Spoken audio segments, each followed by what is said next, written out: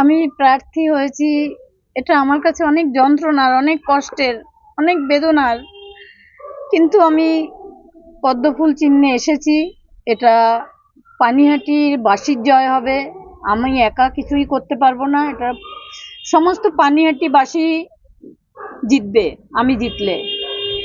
এই অনেকগুলো দিন ধরে যারা প্রতিবাদ করতেই ভুলে গেছিল, আমি তাদের হয়ে প্রতিবাদটা করব। কিন্তু জিতবে তারাই, যারা পানিহাটিবাসী, সমস্ত অধিবাসী বৃন্দ। আমার মেয়ে এখানে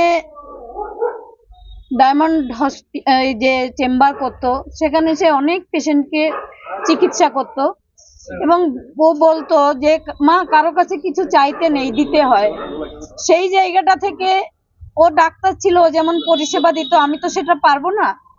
তাই আমি চাইবো যে পানিহাটির যে দুরবস্থা, যে জঙ্গল, চারিদিকে রাস্তা দিয়ে হাঁটার উপযোগী নয়, যে ড্রেনেজ ব্যবস্থা, জল জমা, এসবগুলো প্রথমেই টপ থেকে আগে হচ্ছে নারী সুরক্ষা, নারী সম্মান, শিক্ষা, যেটা দুর্নীতিতে লোপ হয়ে গেছে। মানুষ সেটা বলতেও ভুলে যায়। মানুষের কতটুকু পাওয়া উচিত, কতটুকু পাওয়া উচিত না, এটাই মানুষ জানে না।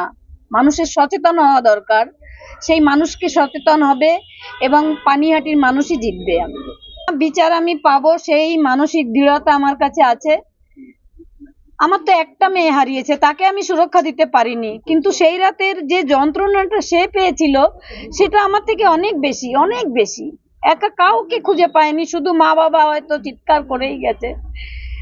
সেই যে যন্ত্রণাটা, আমি যদি এই সেবা করি, সেও হয়তো কিছুটা খুশি হবে।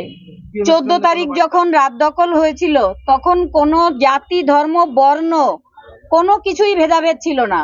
এবং আমার মেয়ে যখন পেশেন্ট দেখতো হসপিটালে বা তার চেম্বারে, তখন সে কিন্তু কোনো রং দেখে চিকিৎসা করতো না, সে সবার চিকিৎসা করতো। তাই আমি ওই সম্বন্ধে কিছু বলবো না। প্রচারে কবে থেকে নামবেন? কালকে থেকেই। নামবেন। ঠিক আছে।